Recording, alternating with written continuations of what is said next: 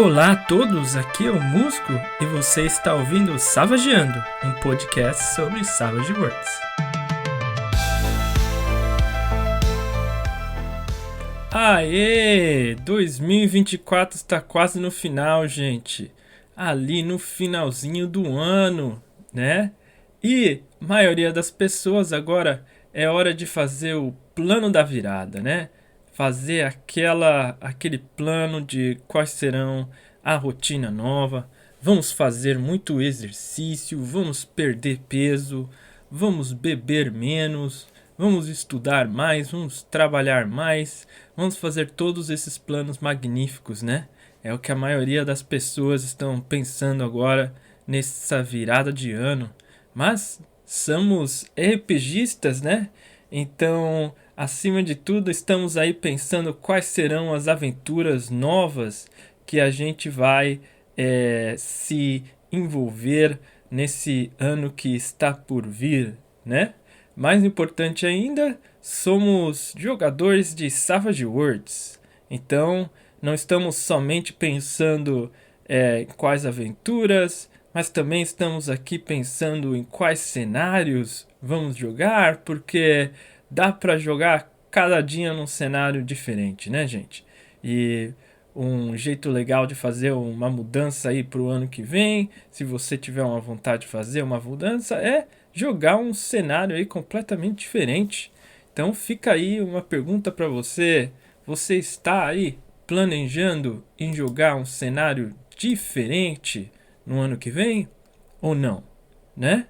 Eu estou aqui super empolgado com a possibilidade de começar uma campanha nova no ano que vem, né? Se os meus jogadores de Reapers estiverem escutando esse episódio, saibam que ainda temos muitas sessões para terminar a nossa campanha, gente. Mas não falta aí a vontade, aí o sonho de ficar pensando qual será o próximo cenário que vamos jogar. Eu aí estou empolgado com vários cenários.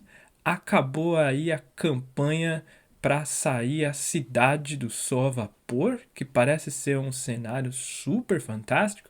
Eu ainda não tive acesso ao material em português. Eu fiquei até pensando em comprar o material em inglês, mas segurei a ansiedade, né?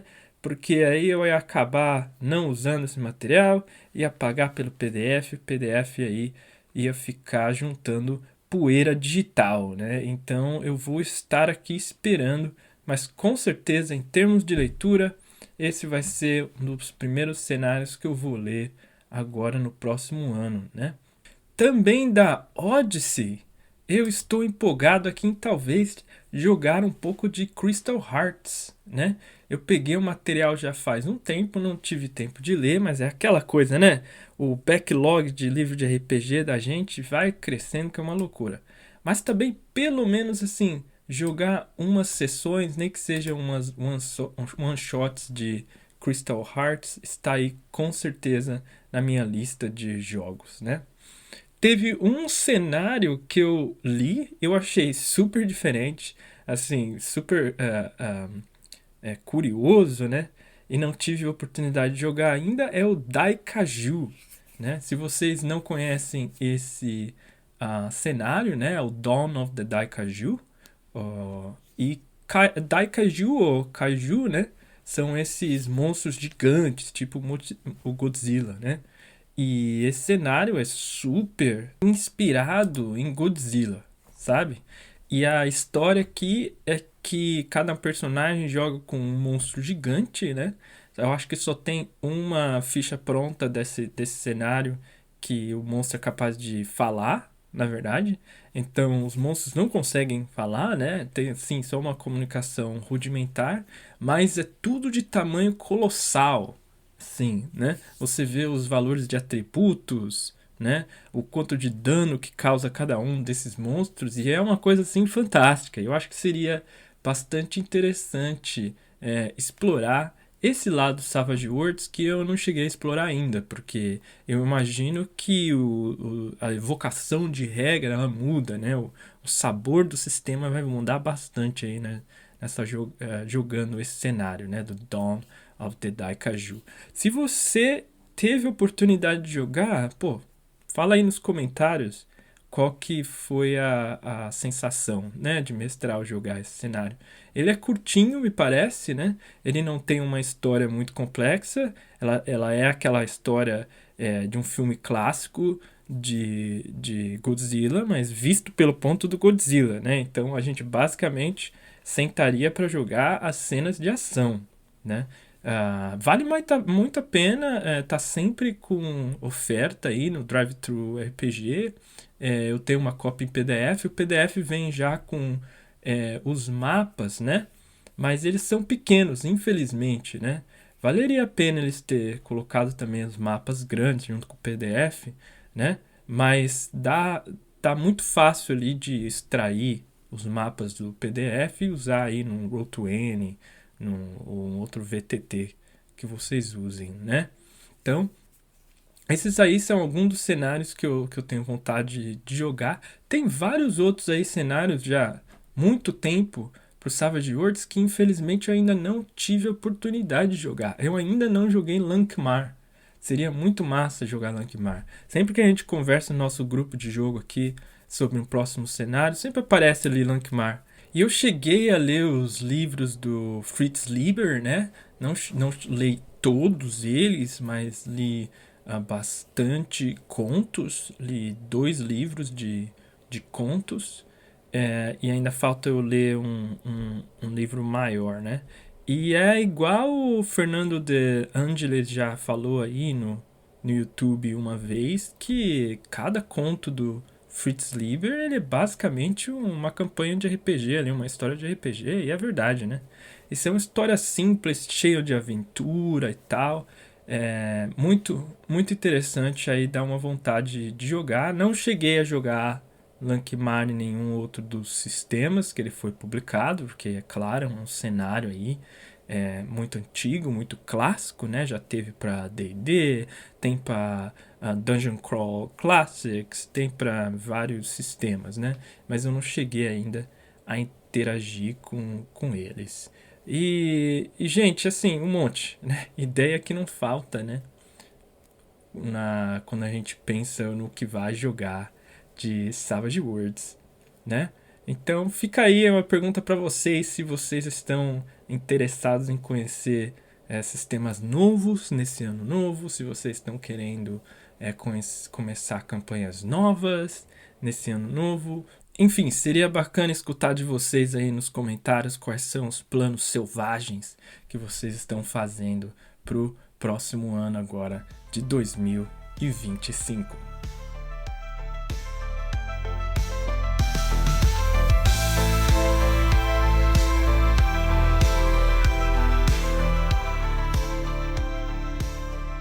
Continuando nesse tema de ano novo, campanha nova, né? E aproveitando para resgatar aí uma pergunta de um ouvinte, né? Que perguntou sobre dicas aí para a sessão 0 e o que fazer depois da sessão 0, né? Conecta aqui com a ideia de campanha nova, ano novo, né? Tem bastante material sobre a sessão 0, né? Aí atravessando sistemas, né? E muito da conversa da sessão 0, ela acaba sendo agnóstica aí do tipo de sistema que você vai usar, não importa muito o sistema, muitos dos elementos da sessão 0 são os mesmos, né? E eu acho que aqui não é muito o foco, né? Fazer uma discussão assim tão ampla, mas vamos pegar essa questão da sessão 0 e vamos focar aqui em Savage Worlds, né? Então, dado os conselhos e as ideias aí que é bastante discutida da sessão 0, né? Focando, na minha opinião, no escopo do jogo. Eu acho que isso é uma coisa super importante na sessão 0. O quão longa a campanha, né, a aventura vai ser, é uma coisa muito importante também. Essas duas aí focando na expectativa do jogador, a expectativa do narrador também, né? Não pode faltar de lembrar, né, sempre sobre quais são os limites da narrativa e se vão ter limites para a narrativa, especialmente quando a gente fala de tópicos que são sensíveis para os seus jogadores, né? E é assim, já está falado em muitos lugares, mas só para reforçar aqui, pensar nos limites na narrativa é importante, gatilhos existem, tópicos sensíveis existem, e se você acha que isso é uma besteira, é porque você tem sorte de não ter, talvez, um tópico sensível e não ter um gatilho que você experienciou até agora, né? Parabéns, você é uma pessoa privilegiada nesse sentido, mas aí não é legal rebaixar aí os sentimentos das pessoas, né, que tem, tá? Então, isso aí é tudo muito importante de fazer na sessão 0, né? Então, levando em conta esses pontos que todo mundo concorda que tem que ter na sessão 0 de qualquer sistema, quais são os elementos que seriam interessantes em trazer para uma sessão 0 de Savage Worlds, né? Então, qual que é a ideia aqui? Você pega ali todas essas dicas que já existem na internet, né, de vários formatos, tem blog, tem no YouTube, tem podcast, muitos tipos de formatos, né? E vamos complementar aqui, pensando juntos aqui, quais que são os elementos do Savage Worlds, especial do Savage Worlds, que acabam entrando na sessão 0, que é legal falar sobre eles também, né? E eu aqui, né, fiz a minha lista, né? E dela aqui vem alguns pensamentos sobre quais são os itens que seriam interessantes, né, nesse momento, aí antes de começar a campanha. O primeiro item que eu coloquei aqui são as complicações, né? Por quê?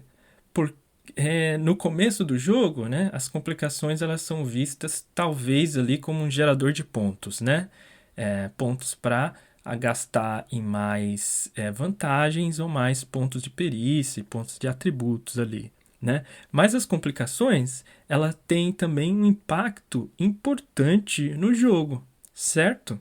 Aí fica a pergunta, né, para aquele grupo de jogadores e para aquela campanha, para aquela aventura. Quem vai ser responsável por essas complicações, né?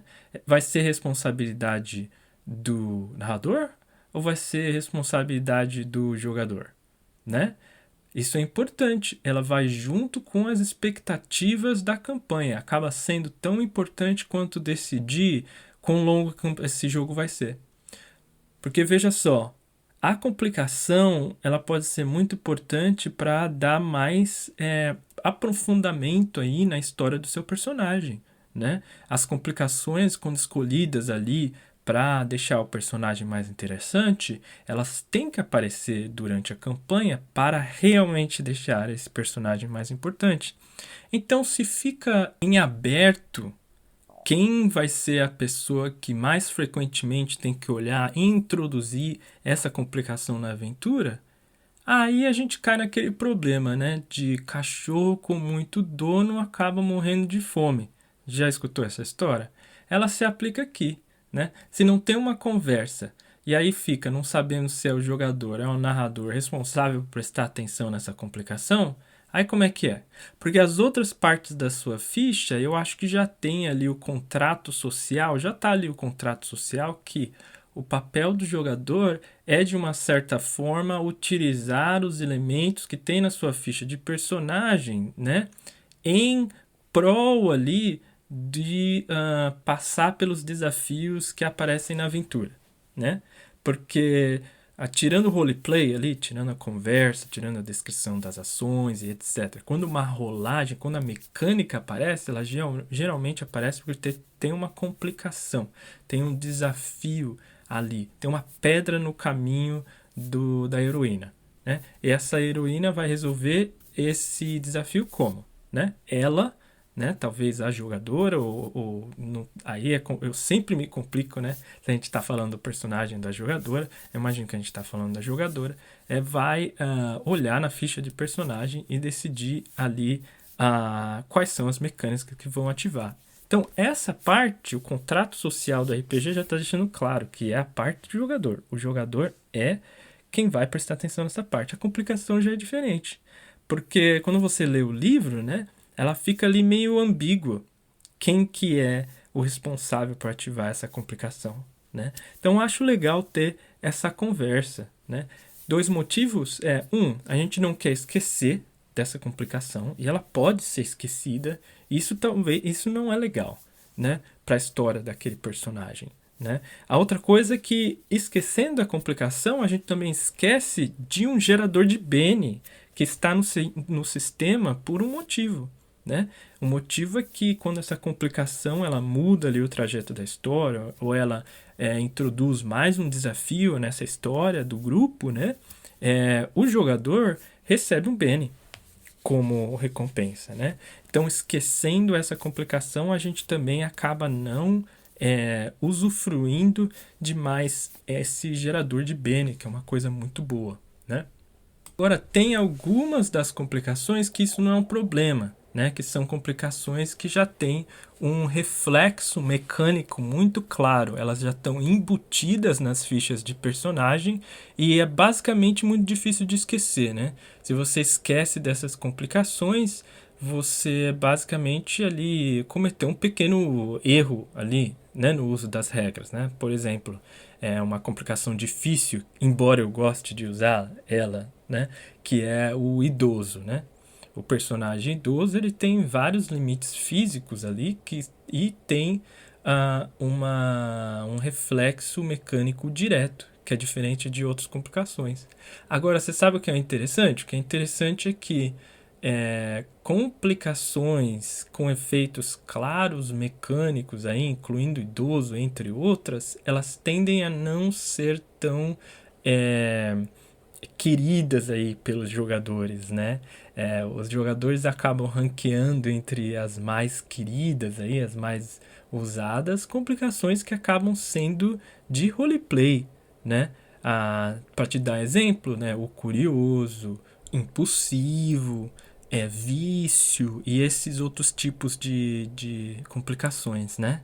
Aí conecta de novo, né, com essa ideia de quem é o responsável por lembrar da complicação.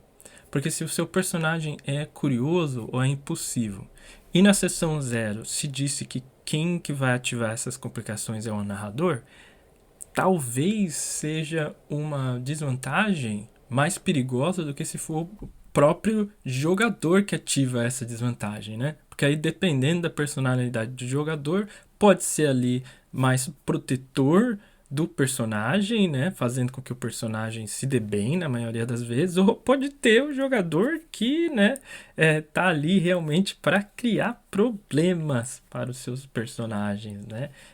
Que vai acabar abusando dessas complicações, talvez ali nem olhando para o Benny, mas realmente olhando para a emoção, né, que é levada na aventura quando essas complicações acabam tendo um efeito grande, né?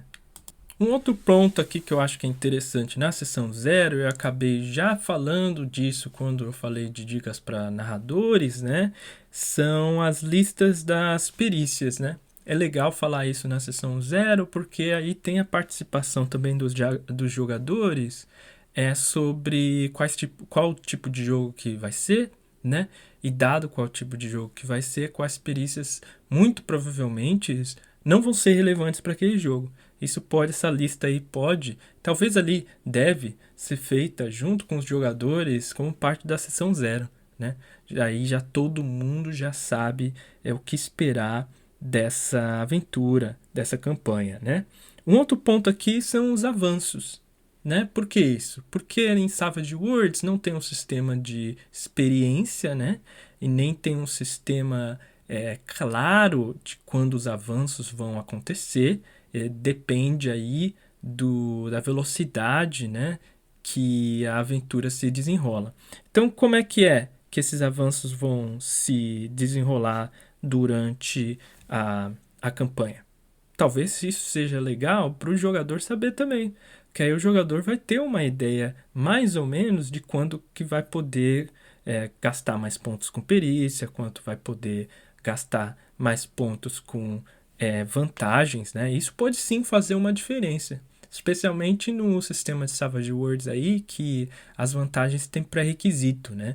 Então, dependendo do tipo de jogo que o jogador queira, né, para o personagem, vai ter aí que comprar umas vantagens como pré-requisito. Então, saber quando que vai ser assim, quando que os personagens vão receber esses avanços, né, é interessante para esse jogador poder ali calcular mais ou menos quanto o jogador quer investir, né, nessas vantagens de longo prazo, vamos dizer assim, né? E também pode ter ali uma conversa, não precisa realmente ser assim super detalhado, mas pode ser, né? Vai ser, como que vai ser esses avanços? Vai ser por quantas mesas foram jogadas?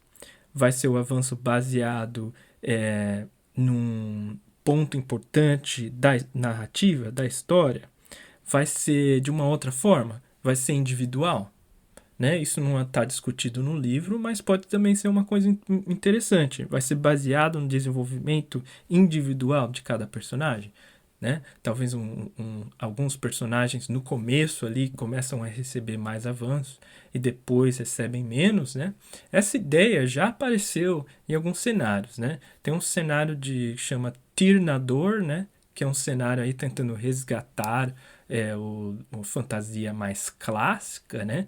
Incluindo, tem geradores aí de personagens aleatórios para fazer aquele meat grinder, né? Aquele filtro no começo, e só um desses personagens continuar para cada um dos jogadores, né? E esse cenário ele põe que os elfos são bastante poderosos, né? E por eles serem bastante poderosos, eles começam com mais pontos, né? Começam com mais vantagens, incluindo um tipo especial de magia que tem a ver com a alma élfica, né? É um sistema bastante interessante. Mas aí as regras dizem que os elfos eles avançam de um jeito diferente. Então eles avançam devagar no começo, mais devagar que os outros personagens, os outros tipos de ancestralidades, né? E depois só que eles começam a avançar na mesma velocidade. Então isso aí é uma coisinha interessante, eu só vi isso nesse cenário de Tirnador, né?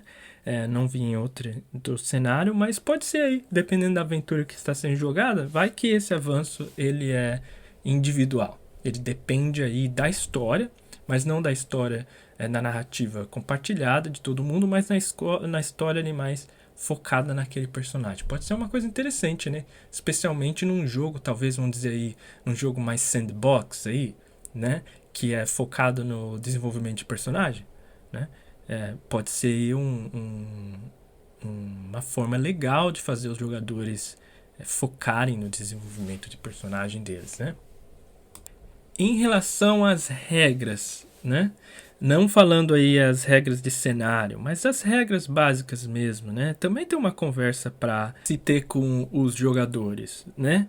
Um exemplo aqui é que não somente nas regras de cenário, mas como um todo, o Savage Worlds ele é bastante modular, né? Então, tirando ali as regrinhas fundamentais do sistema, a gente pode colocar ou tirar outras partes do sistema e acaba não influenciando muito. Então, por exemplo, será que o narrador ele vai focar em alguns tipos de regras mais assim específicas, como por exemplo, uma que eu raramente uso, que é o deslocamento aleatório do projétil ali, quando o personagem errou, né? Por exemplo, tá jogando uma granada, errou, né? No jogo, aquela granada ela pode cair em lugares diferentes ali do tabuleiro, do mapa, né? Dependendo dessa rolagem de aleatorização. Eu nunca lembro de usar isso, gente. Nunca lembro. Né? Então, talvez é legal, especialmente se é uma pessoa nova que você está falando, né? Que você está jogando com, né? É legal falar dessas regrinhas se você sabe que você não usa, né? Outra coisa que eu acabo ignorando muitas vezes são diferentes níveis de armadura para diferentes partes do corpo, né? Eu acabo ignorando isso, né? Quando eu estou narrando Savage Worlds, basicamente aquela pessoa, aquele personagem tem um nível de resistência, né? E aquela armadura, ela acaba valendo por tudo ali, né?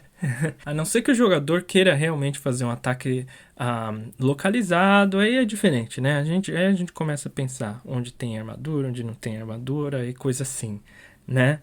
Ah, Aí tem outras coisas que é legal conversar. Por exemplo, né? Como narrador, você está pensando em fazer bastantes encontros rápidos? E se for fazer bastante encontro rápido, como é que fica aquele jogador que está gastando vários pontos em vantagens de combate, né? É legal ter essa conversa logo no começo, porque, novamente, jogadores focando em combate tem várias vantagens são pré-requisitos. Aquele jogador vai estar investindo muitos e muitos pontos em fazer aquela tarefa específica ser mais e mais bem sucedida, mais e mais eficiente, em vez de distribuir os pontos de perícia para abrir o escopo do personagem, né? E fazer com que aquele personagem seja mais apto a fazer diferentes tipos de ações. Porque se forem usar bastante encontro rápido e bastante tarefa dramática, talvez, no ponto de vista do jogador, vale mais a pena espalhar seu personagem, né? Abrir o escopo dele, abrir o leque de coisas que seu personagem pode fazer, do que focar em realmente ser mais eficiente. Olha só. É importante pensar nisso aí.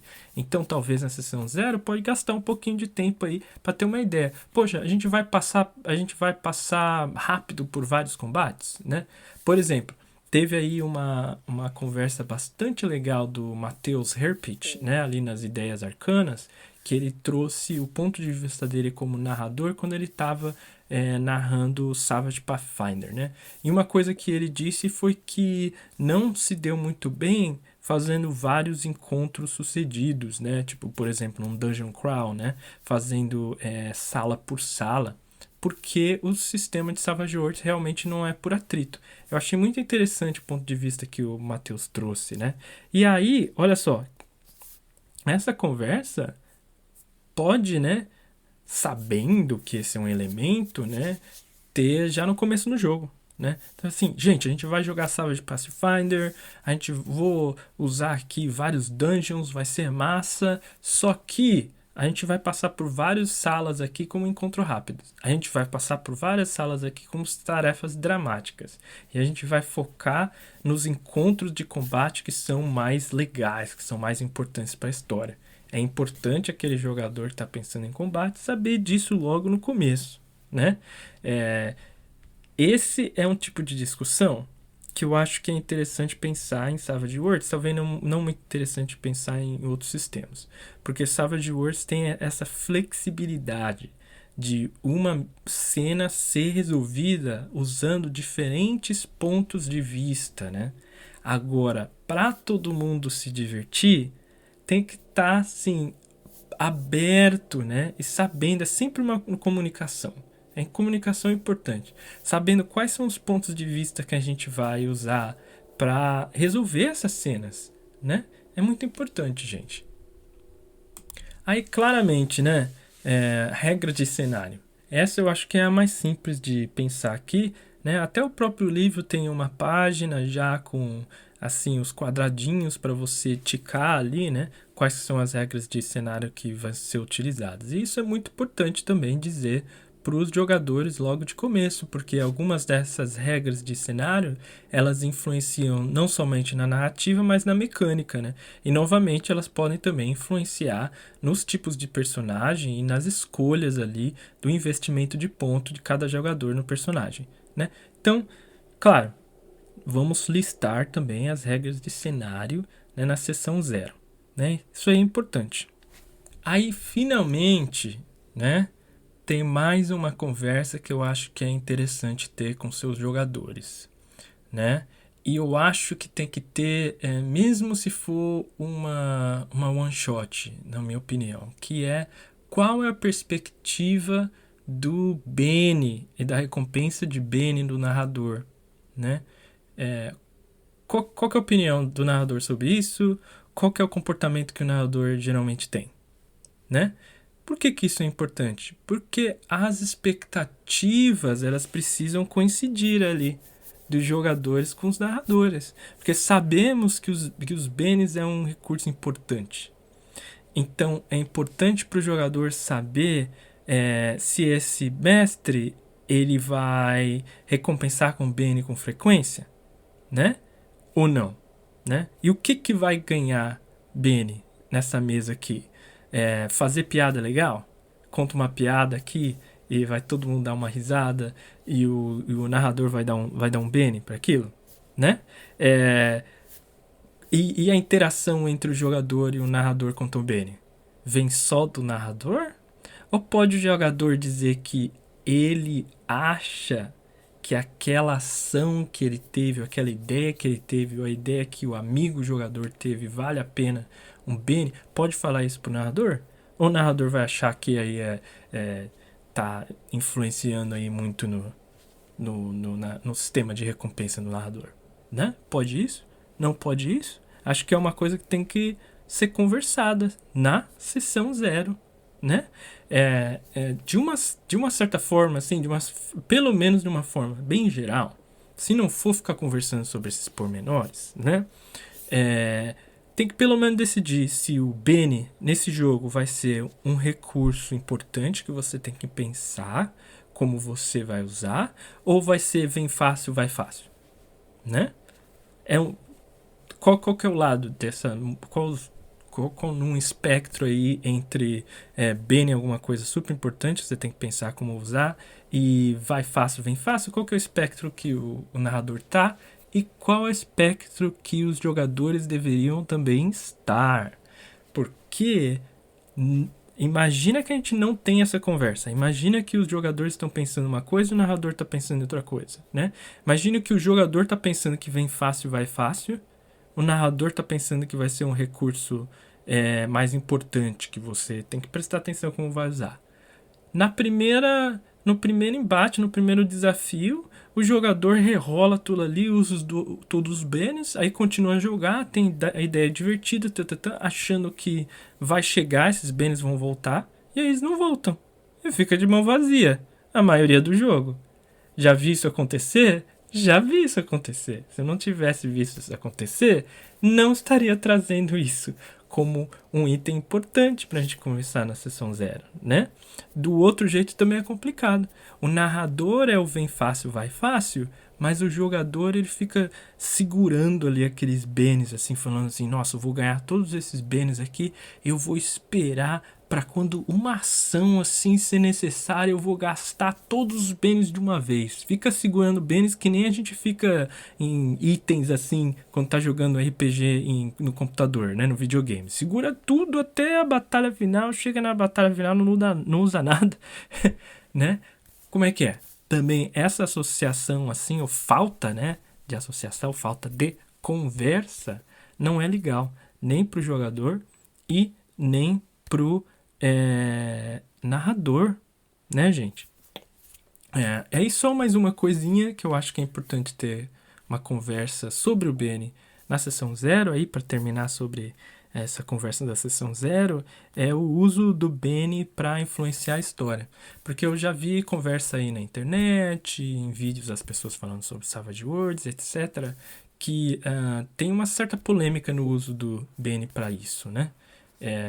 O narrador gosta nesse tipo de influência, o narrador não gosta, o narrador nem se importa com isso, então não vai gastar bem, não vai nada, é uma coisa natural para aquele narrador que os jogadores influenciam na história e criem coisas também. Essa conversa tem que ser feita também, né? Porque, novamente, a gente precisa dessa conversa, né? Eu acho interessante no Savage Worlds, e talvez eu vou trazer isso como um episódio em algum momento, é que o Benny ele influencia o contrato social do RPG no sistema Savage Worlds, né? E se esse contrato social ele não está bem claro, se as expectativas não estão bem claro, o que poderia ser uma experiência super legal acaba sendo uma experiência frustrante. Eu já escutei a opinião de pessoas sobre o sistema de Savage Worlds muito carregada no Benny, né? Muito carregada nessa coisa que, no ponto de vista da pessoa, acaba sendo, estão me treinando como se eu fosse um cachorrinho, sabe? Eu já ouvi isso. E talvez, né, essa frustração ela vem da falta de conversa entre o jogador e o narrador sobre qual é o papel do Benny naquele jogo, gente, né? É muito importante isso aqui porque o fluxo de Benny entre os jogadores e os narradores, especialmente quando estamos falando de mais de uma pessoa jogando, não estamos geralmente sozinhos quanto jogadores, né? Temos pelo menos mais 1, 2 ou 3 outros jogadores. Também rola aquela interação social e aquela olhada, né, no jogador do lado e fala assim, poxa, por que eu tô com 2 BNs aqui só e o jogador do meu lado aqui tem 5, 6, 7? O que tá acontecendo aqui? Né? Esse narrador tá favorecendo esse outro jogador? Por quê? Né?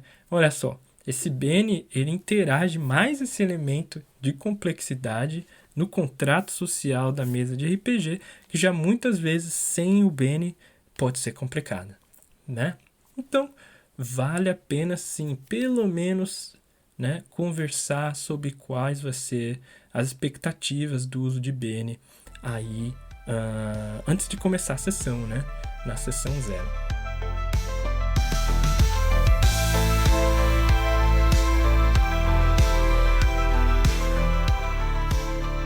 É isso aí, pessoal. Mais um episódio aqui do Savageando. Muito obrigado pela sua atenção. E aí, já que estamos também passando para 2025, compartilhar com vocês algumas ideias que eu estou tendo aqui para o caminho desse podcast, né? Estou aqui empolgado para trazer uma resenha, né, da cidade com sol a vapor, que eu acho que vai ser muito legal. Eu vou ler esse material assim que eu receber o PDF e trazer uma resenha aí para vocês.